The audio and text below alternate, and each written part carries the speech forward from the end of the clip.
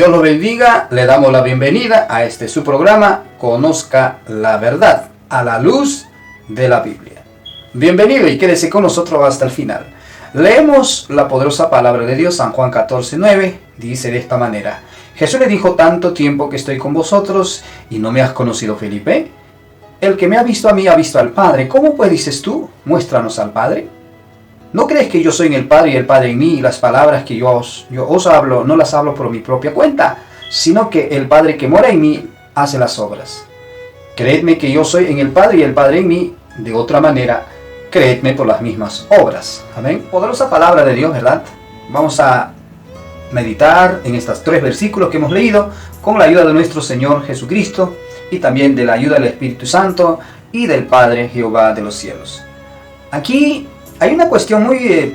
no sé por qué tanto problema se hace en muchas personas, porque es muy fácil de entender y muy fácil de comprender las Escrituras. Me han dicho que San Juan 14:9 es una declaración explícita de que Jesús es el Padre.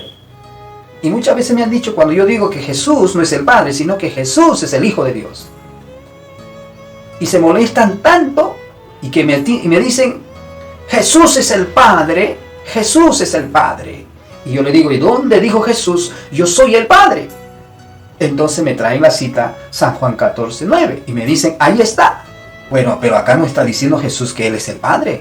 Está usando la palabra ver, el verbo ver. El que me ha visto a mí, ha visto a el Padre, porque hay una palabra ahí, al. Al es la letra al es una unión de 2 palabras. En este caso, a Él, a Él. En vez de decir a Él, simplemente dice al. Entonces, si Jesús era el Padre, ¿por qué tenía que decir a el Padre? El que me ha visto a mí, amén, ha visto a el Padre. Amén. Y muchos me dicen que este es el texto donde Jesús dijo que Él era el Padre. Esa es una falacia. En primer lugar, aquí encontramos que Jesús está expresándose con el verbo ver. No sé si usted sabe un poco de la gramática. Verbo ver es algo que tú ves. Aquí no está hablando Jesús con el verbo ser, porque si Jesús hubiera sido el Padre, hubiera dicho simplemente, sin rodeos, hubiera dicho: yo soy el Padre. Ese es el verbo ser. Yo soy el Padre. Yo soy el Padre. Amén. Pero acá no dice que Jesús es el Padre. Él no dice: yo soy el Padre. No. Él dice: el que me ha visto a mí, ha visto a el Padre. Entonces Jesús no era el Padre, sino la imagen de ¿quién? De el Padre. ¿Y quién es el Padre? Jesús mismo lo dijo, que Él había venido en el nombre de su Padre, no en su propio nombre. ¿Y cuál era el nombre del Padre?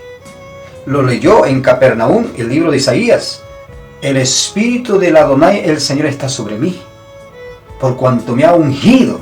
¿Qué me dice? Me ha enviado. Y cuando termino de leer eso, Él dice: hoy se cumplió esto. Hoy se cumplió esto. Amén. Hoy se cumplió. Entonces, la gente de Capernaum, las que estaban ahí adorando, guardando la Torá, los 10 mandamientos, le quisieron lincharla y le quisieron tirarle al peñasco, porque estaba hablando blasfemias, porque el único que iba a cumplir esa profecía era el Hijo de Dios, el Mesías. Entonces Jesús es la imagen, el Hijo unigénito del Padre. El unigénito del Padre. Amén. Entonces, Jesús es la imagen de ese Dios Padre invisible. Acá estamos viendo claramente que Jesús no está hablando con el verbo ser. Claro. Y está declarando claramente con el verbo ver. Porque si hubiera sido Jesús el mismo Padre, entonces ¿cómo vamos a explicarle el verso 10? El verso 10 que dice: ¿no crees que yo soy en el Padre y el Padre en mí? Las palabras que yo os hablo, no las hablo por mi propia cuenta, sino que el Padre que mora en mí hace las obras. Si Jesús era el Padre literal según San Juan 14:9, entonces según San Juan 14:10, en ese Padre Jesús estaba morando otro Padre. Entonces entra en conflicto el texto. Amén. Pero la Biblia no está para hacer conflictos. El texto no puede refutarse de otro texto con otro texto. La Biblia está en armonía, en concordancia. Por tanto, que Jesús no era el Padre, sino el Hijo del Padre. Como dice Hebreos 1:3. Amén. Bendito sea el Señor. Ahora, dice: creedme que yo soy en el Padre y el Padre en mí. De otra manera, creedme por las mismas obras. O sea que Jesús hacía las obras del Padre que hacía también. Por eso Jesús, ¿qué dice? Siendo hijo, ¿qué dijo? Si el Hijo os libertare. Si hijos libertare, seréis verdaderamente libres. ¿Libre de qué? libre de la borrachera, de la idolatría, de la fornicación, del adulterio, de la mentira, libre de la herejía, libre de la unicidad, libre de solo Jesús, porque no existe solo Jesús en la Biblia. Ese Jesús bíblico tiene Padre y tiene un Ruach HaKodesh, tiene un Espíritu Santo. Los tres tienen una identidad propia. El Padre tiene una identidad propia. ¿Cuál es? Amor y voluntad. El Hijo tiene una identidad propia, también amor y voluntad. El Padre ama al Hijo y el Hijo ama al Padre. El Espíritu Santo glorifica al Hijo. Amén. Porque el Espíritu Santo es enviado por el Padre. Yo rogaré, dijo Jesucristo, y el Padre os enviará otro Consolador. Vemos tres personas con identidad de ser un ser racional. Y cuando decimos tres personas, piensan que estamos hablando de carne y hueso. Esa es una ignorancia, es una falacia. Cuando hablamos personas, estamos hablando de los atributos de un ser racional que tiene. ¿Y cuál es ese atributo de ese ser racional? Voluntad, amor, ¿amén? Voluntad y amor, y libre albedrío.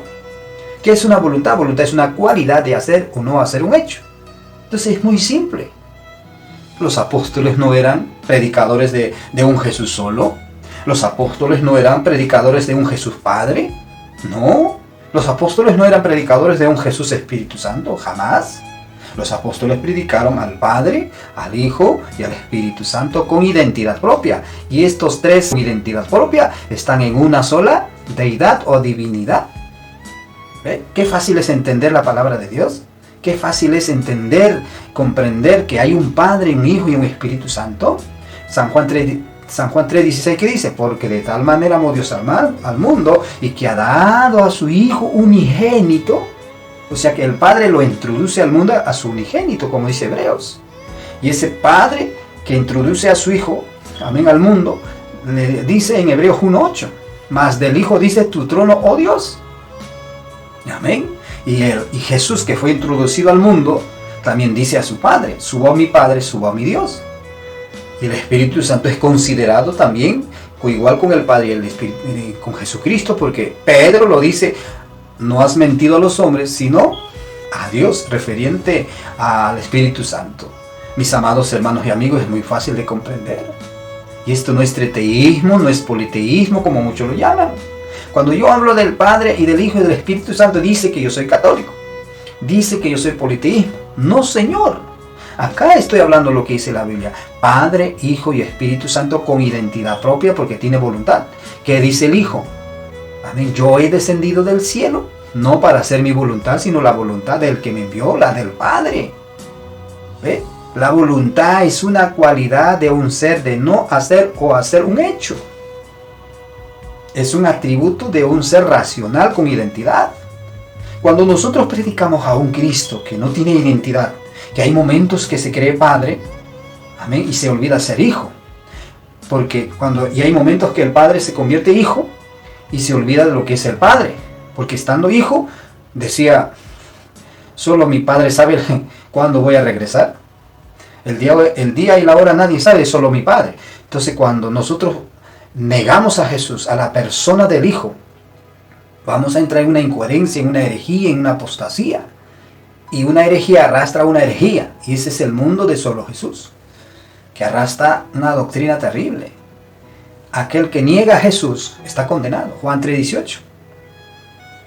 Mira, amigo y hermano, la condenación no está en que yo me bautice, o en la Trinidad, o en otros nombres. No, la condenación no es que yo tenga esta doctrina o esta doctrina. La condenación es simple: que tú no aceptas a Jesús como el Hijo de Dios y que está sentado a la diestra del Padre, tal como dijeron los apóstoles, empezando de Esteban.